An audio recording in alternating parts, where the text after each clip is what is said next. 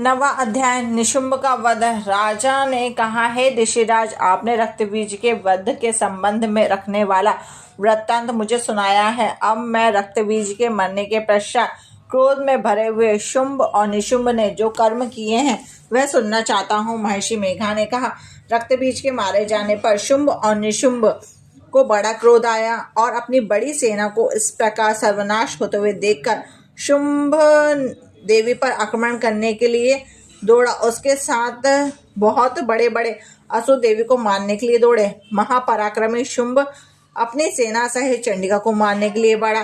फिर शुंभ और निशुंभ का देवी से घोर युद्ध होने लगा। वह दोनों असुर इस प्रकार देवी पर वाण फेंकने लगे जैसे मेघों से वर्षा हो रही हो। उन दोनों के चलाए हुए वाणों को देवी ने अपने वाणों से काट डाला और अपने शास्त्रों की वर्षा से उन दोनों दैत्यों को चोट पहुंचाई।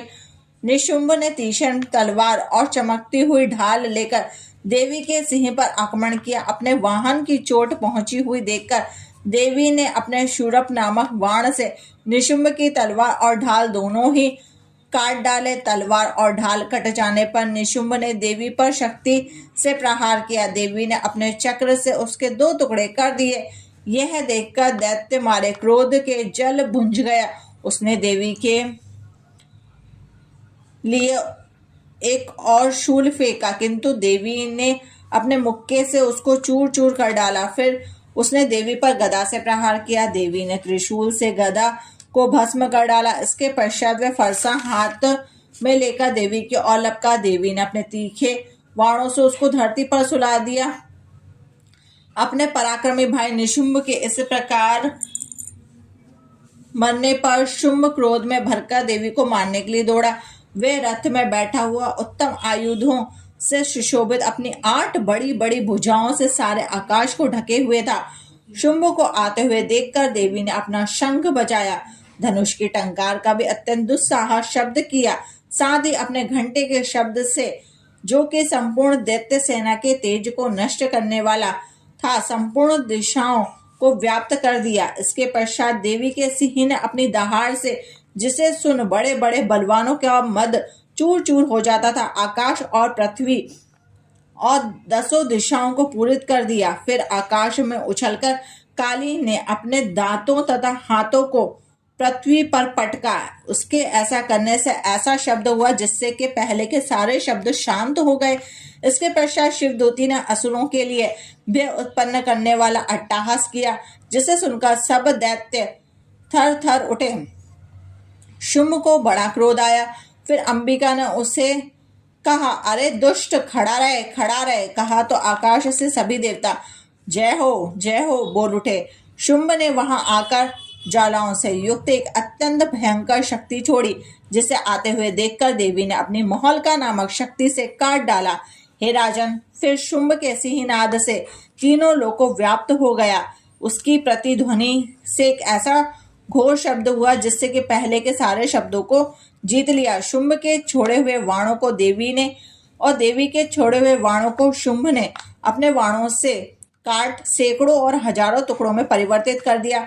इसके पश्चात जब चंडिका ने क्रोध में भर शुंभ को त्रिशूल से मारा तो वह मूर्छित होकर पृथ्वी पर गिर पड़ा। जब उसकी मूर्छा दूर हुई तो वह धनुष लेकर आया और अपने वाणों से उसने देवी, काली तथा सिंह को घायल कर दिया। फिर उस समय राक्षस ने 10,000 भुजाएं धारण करके चक्रादि आयुधों से देवी को आच्छादित कर दिया। तब भगवती दुर्गा ने कुपित होकर अपने वाणों से उन चक्रों तथा वाणों को काट डाला। ये देखकर निशुंभ हाथ में गदा लेकर चंडिका को मारने के लिए दौड़ा। उसके आते ही देवी ने तीक्ष्ण धार वाले खड्ग से उसकी गदा को काट डाला। उसने फिर त्रिशूल हाथ में ले लिया।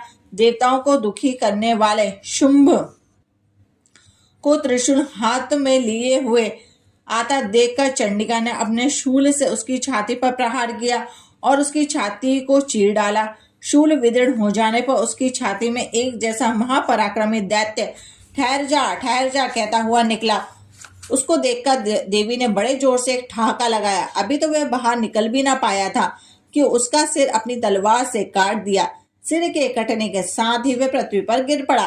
तुरंत तदंतर सिंह दहाड़ दहाड़ कर असुरों का भक्षण करने लगा और काली शिवदूती भी राक्षसों का रक्त पीने लगी। कुमारी की शक्ति से कितने ही महादैत्य नष्ट हो गए। ब्राह्मण के कमंडलों के जल से कितने ही असुर समाप्त हो गए। कई दैत्य महेश्वरी के त्रिशूल से विदीर्ण होकर पृथ्वी पर गिर पड़े। कई बाराही के प्रहारों से छिन्न भिन्न होकर धराशायी हो गए। वैष्णवी ने भी अपने चक्र से बड़े बड़े महापराक्रमियों को कचूरमा निकालकर उन्हें यमलोक भेज दिया। ऐन्द्री से कितने ही बलवान महाबली राक्षसों के टुकड़े टुकड़े हो गए।